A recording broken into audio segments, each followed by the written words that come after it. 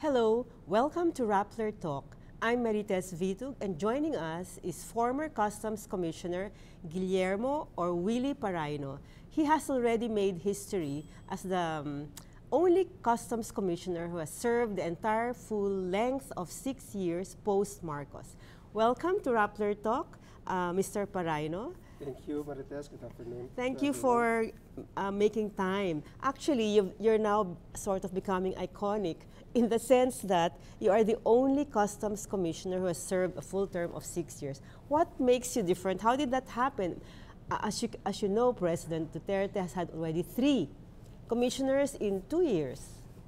I believe it's a contribution of several factors, my staying power, if you may call it that way.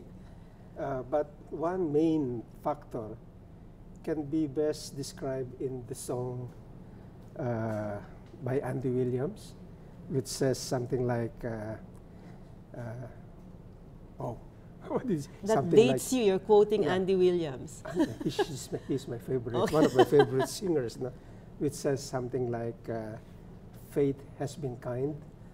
I had ups and downs, but the downs have been few, and fate has been kind to me, and I guess I'm lucky. So, but it's not only luck. We were talking earlier about President Ramos and how he supported you during your 6 years. Maybe you can tell us about that. Yes. In fact, I believe what makes me different from the others, because I think the other commissioners who held the position are equally talented, equally dedicated, passionate to do good, but I guess they don't have the kind of preparation for the job that I had. I had almost 9 years under the tutelage of former Customs Commissioner Ramon Farollan. Oh, right? Yes. And he allowed me to experiment, to learn by experience.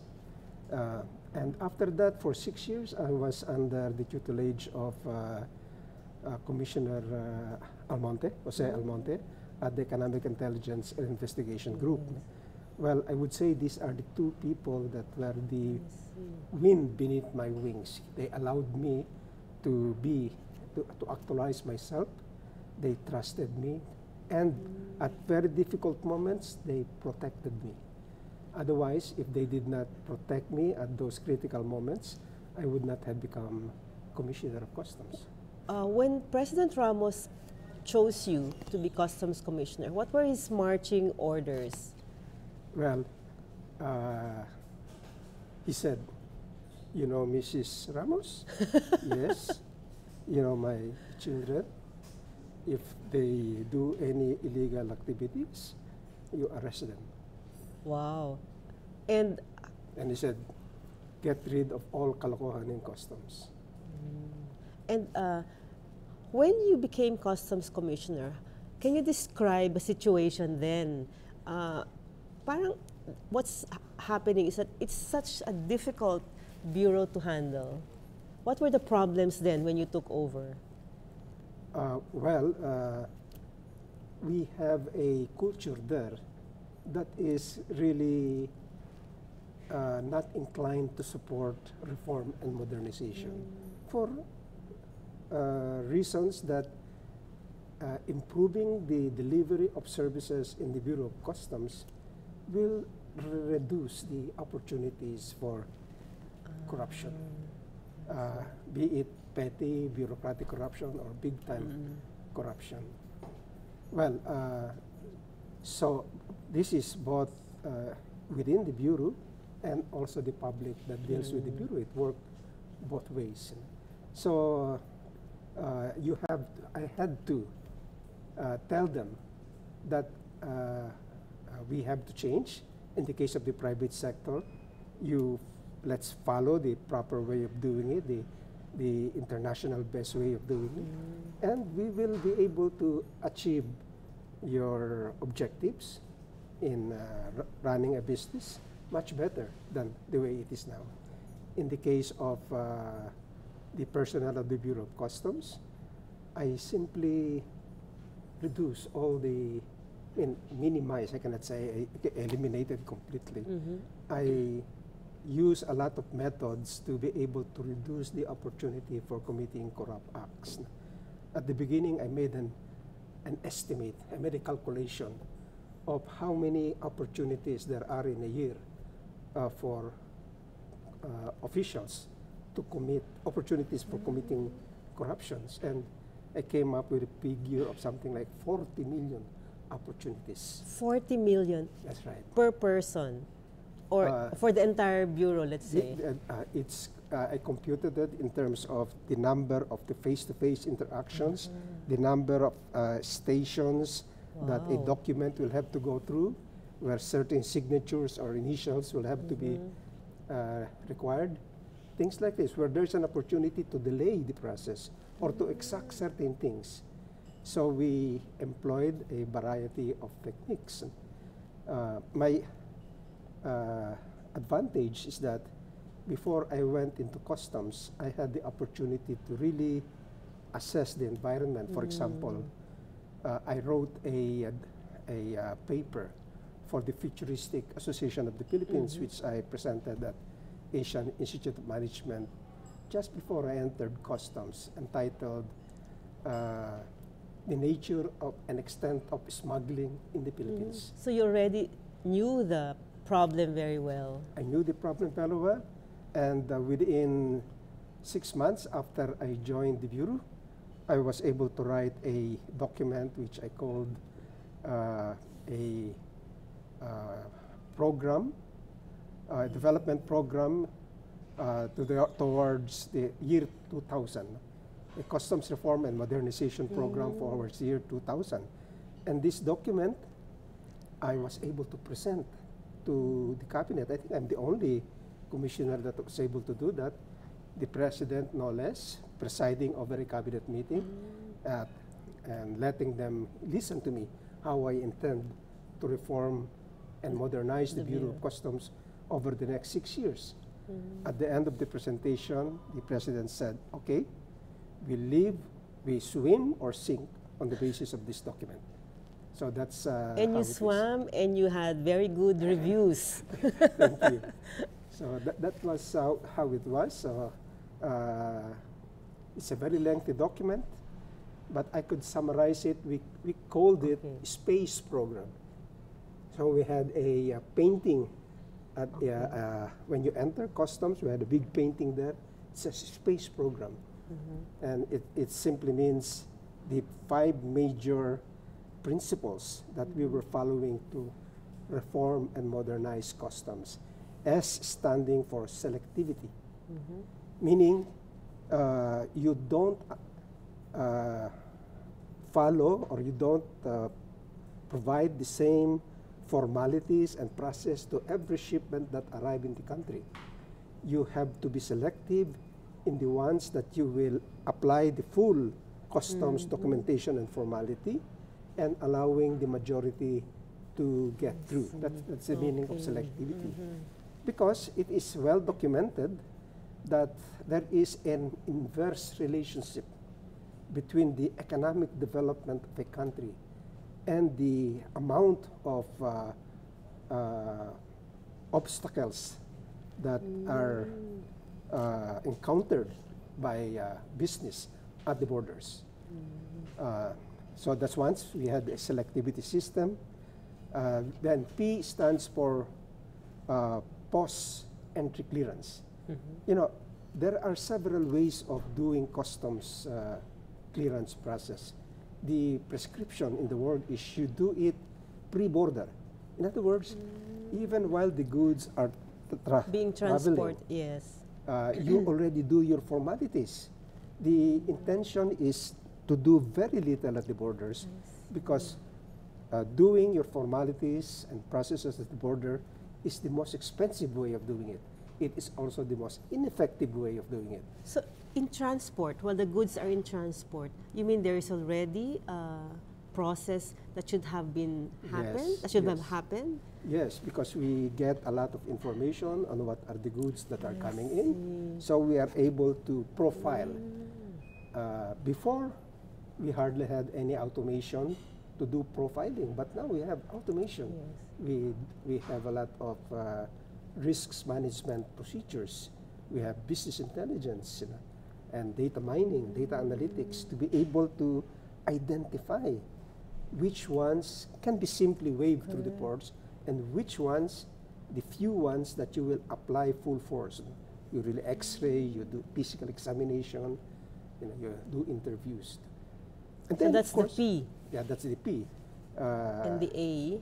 And the A is, well, related to the P is advanced clearance.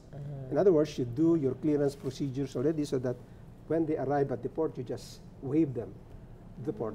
Before, it was not legally possible to do that because there is a law which says that all shipments must be examined at the port by at least 10%. Okay, so one workaround that I did when the law was still there was to get a Department of Justice opinion, Yeah. which says that the inspection conducted by our pre-shipment inspector under the comprehensive inspection scheme can be considered as inspection or examination under the law. So we don't have to examine them when they arrive at the border. But later on, we already put in the law that there is no need to do a 100% examination of the goods. So that's what we did to be able to get the goods out as fast as possible. So you had the full support of Congress on this? To get the law changed. Yes. So SPA A and the C. C is client self-assessment. We let the client assess himself. So do you And to trust the client Well, enough? He has to prove himself. Yes, we have to have a lot of background checks on the client. We look at his compliance record. We look at his standing in the community. We do a lot of checking to say that, yes, this guy can be trusted and therefore we can accept the assessment.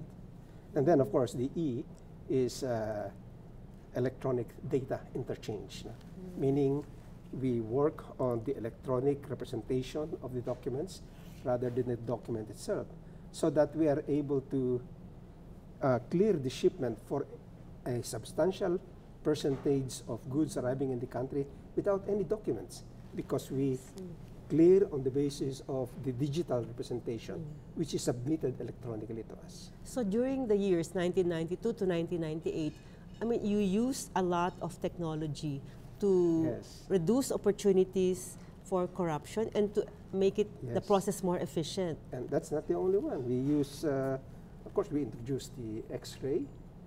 We use tracking system, to be able to prevent congestions in the port. We created what we called inland container terminals, so that when the containers arrive, a substantial number of them are immediately removed from the port and brought to these inland container terminals. But since anything can happen along the way, we had to track it by a satellite.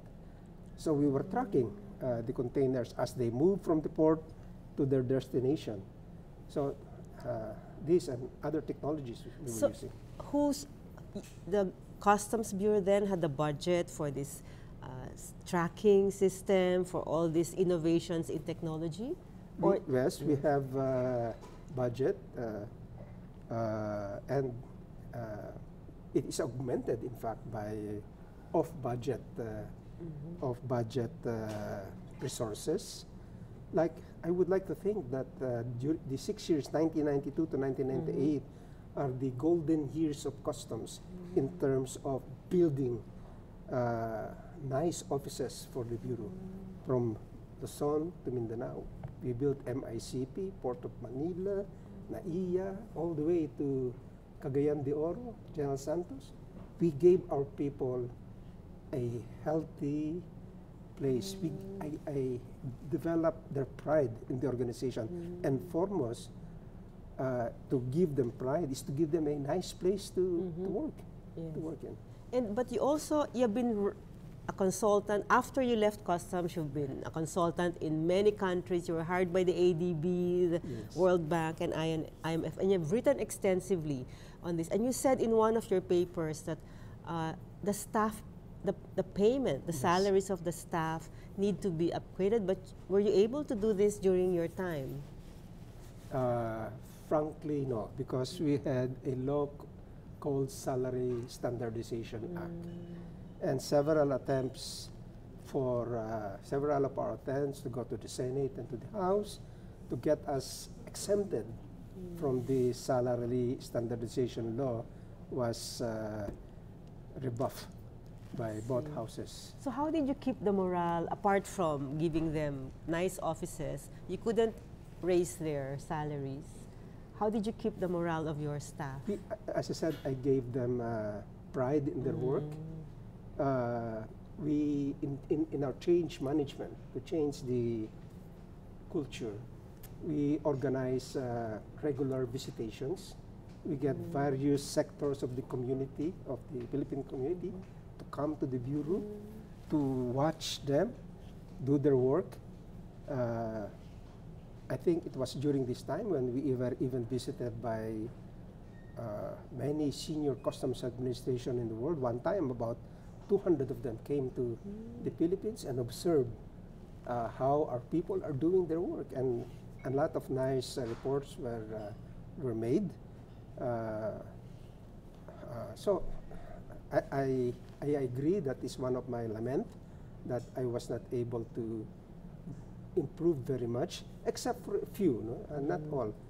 And I don't know how significant. For example, when we removed the paper,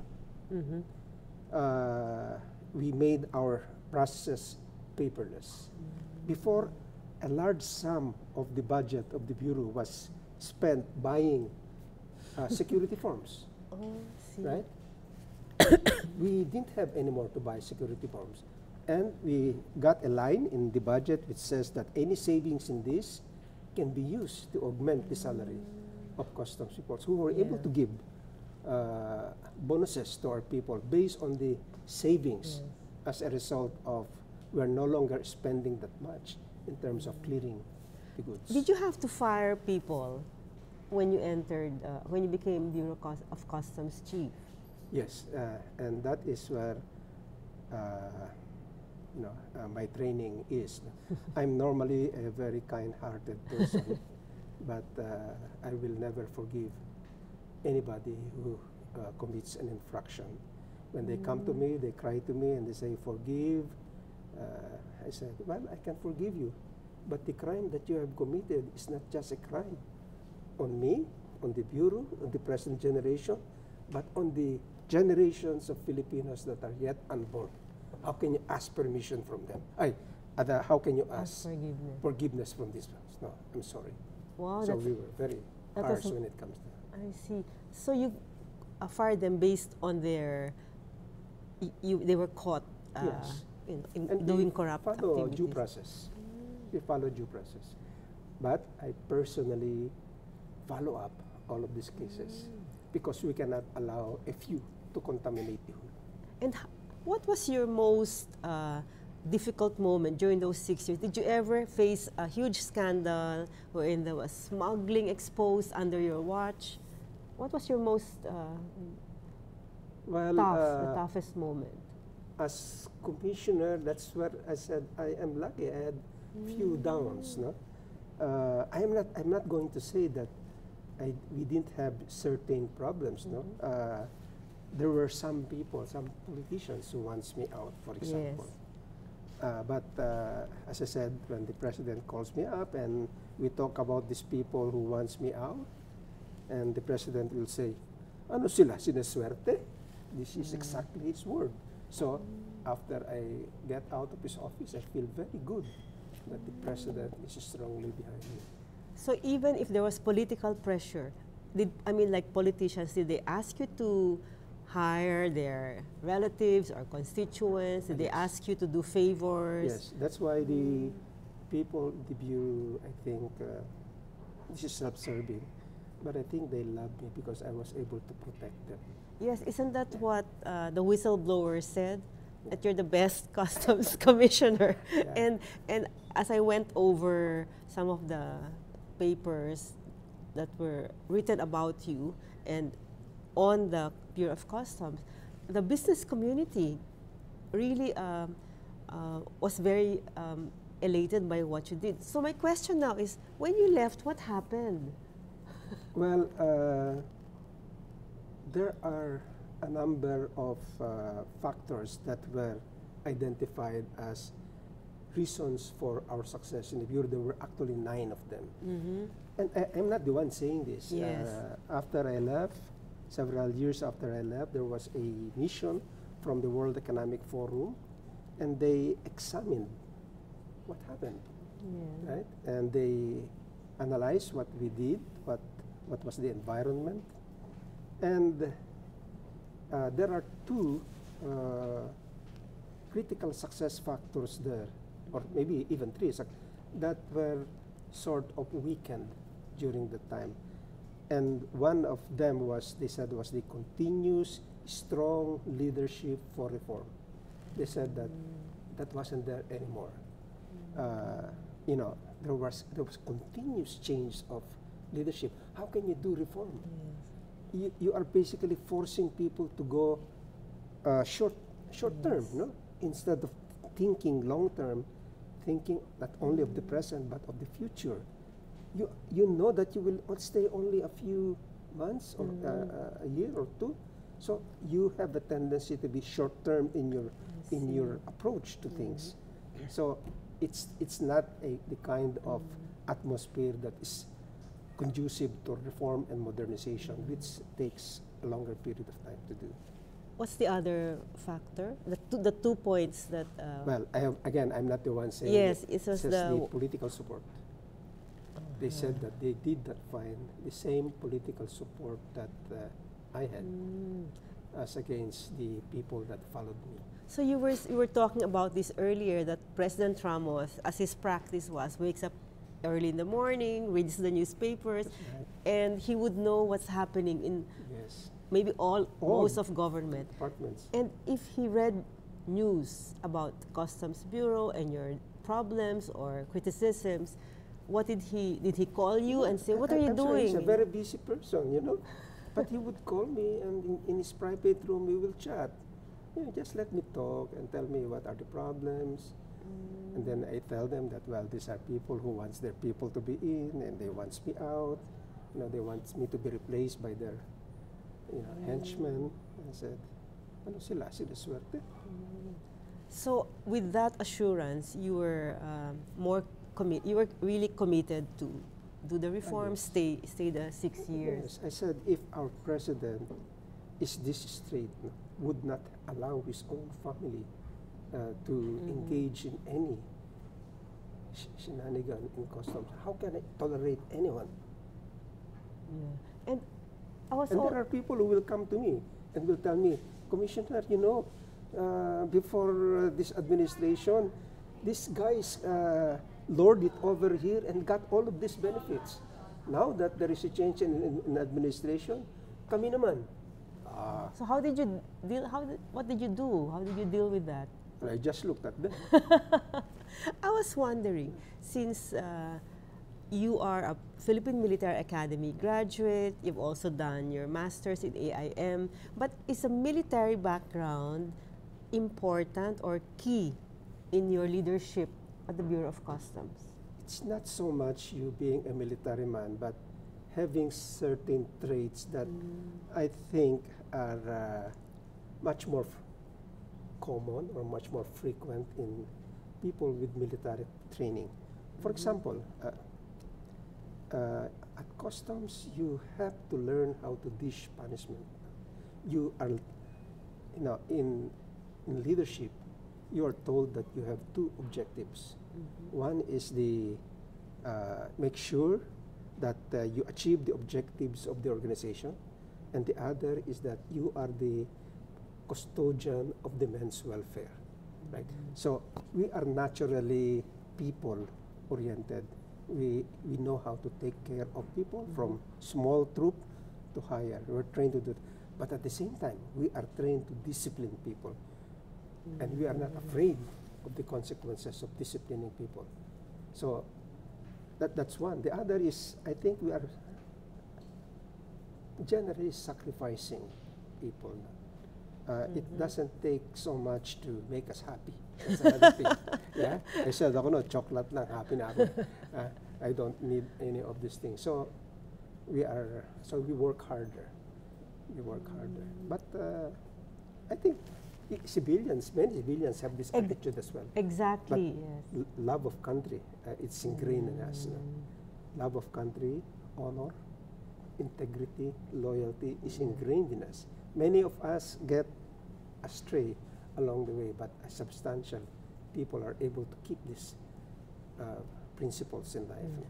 I think also one factor, well, I'm referring to the current problems in the Bureau of Customs. The President said that we need the military there. It's not really to, well, he explained it's to take over, but eventually it's just to intimidate or maybe bring order, rather, to the Bureau of Customs. You know, the reaction has been negative. No? Quite frankly, I don't share the negative reaction. If you really go behind what the President meant. No? After all, it's in the law, which says that the Commissioner of Customs, well, the law says who has police power to implement customs and related laws. It says customs officials. Number two are personnel of the armed forces of the Philippines and other law enforcement people when given authorization or delegation by the Commissioner of Customs, right? So he has that power. But of course, a Commissioner of Customs will be very shy using this vast resource because he knows that that organization is engaged in probably equally important or more important responsibilities. But here is no less than the President saying, use it. So I think he has much more. What's the size of customs? I think we should be about 6,000, 7,000 people. All over the Philippines? When you have the, at your beck and call, the armed forces of the militia, 120,000 people. So it's a big, you can use it the way you want to use it. And I think there are many creative ways of using. I would challenge them to use them, but make sure that they don't go within 1 kilometer of the port. And they can be used against hardcore criminal elements. You know. Generate information. The armed forces have strong capability for intelligence work. Yes, yeah. That can be made to bear against the criminal elements that no regular customs personnel would dare fight. Right? And I think also apart from your military background, education, as you said earlier, you had 15 years of preparation. Yes. And in let's say under, when you were with EIIB, that you had to go after smugglers and you physically had to confront them. Wasn't that true? Yes, we as we said, we eat death threats in you know, and how intimidating they can be at times when they tell you that, you know, you may be able to escape us, but your family cannot escape us. Things like this. No?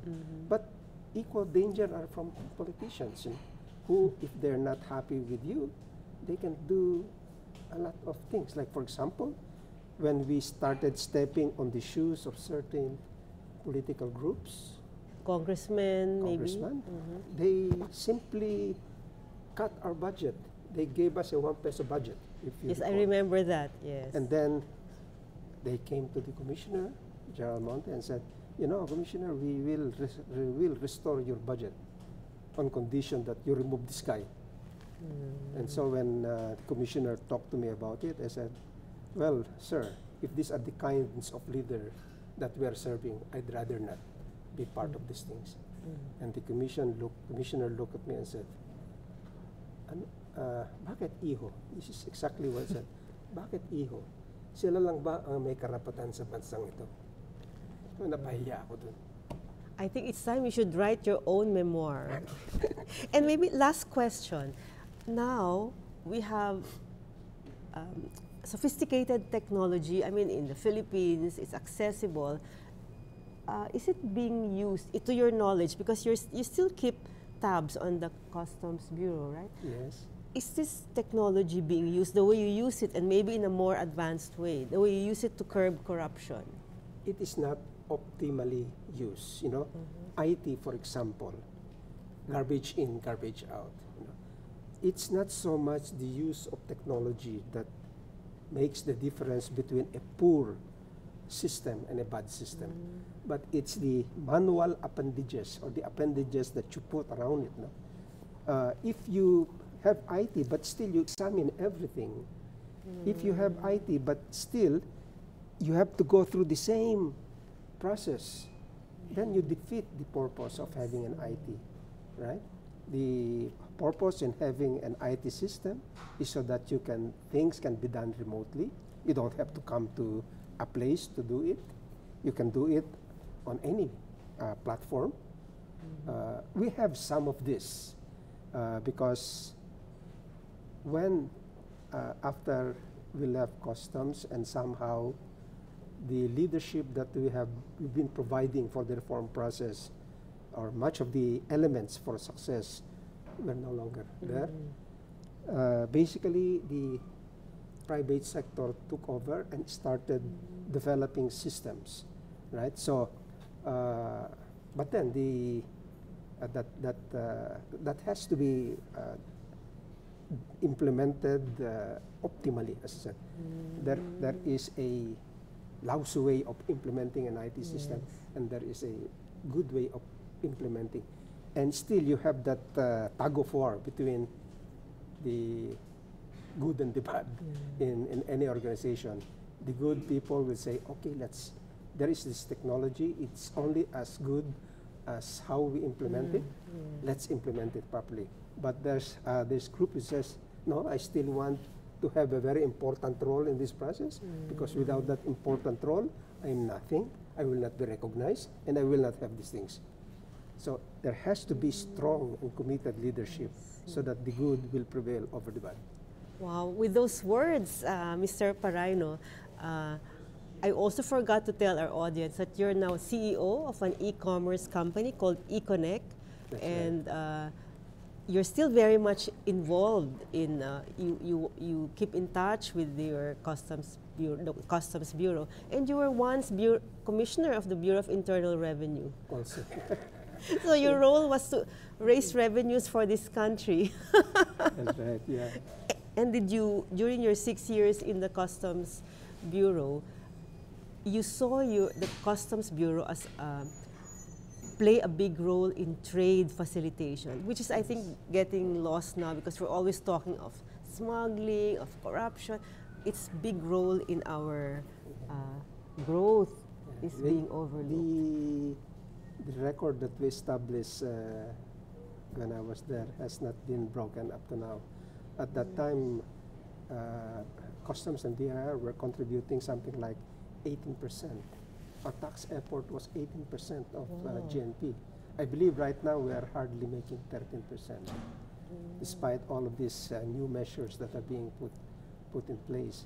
And during that time in Customs, when I became the Commissioner of Customs, many of our sources of revenues were taken out. For example, the import surcharge, which was an emergency tax on all import shipments, 9%, and the oil tax, which was 6%.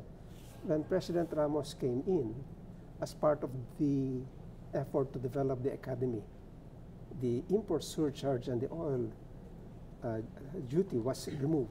It's a big chunk of our collection, but notwithstanding, we were able to grow our collections properly. So thank you very much, Mr. Parayno. We hope that maybe listeners and the current Customs Bureau people can still learn from 1992 to 1998 experience. Thank you for listening in, and let's stay in touch and talk about reforming the Bureau of Customs in our maybe ordinary conversations and when we read up on what's happening. Thank you and good day.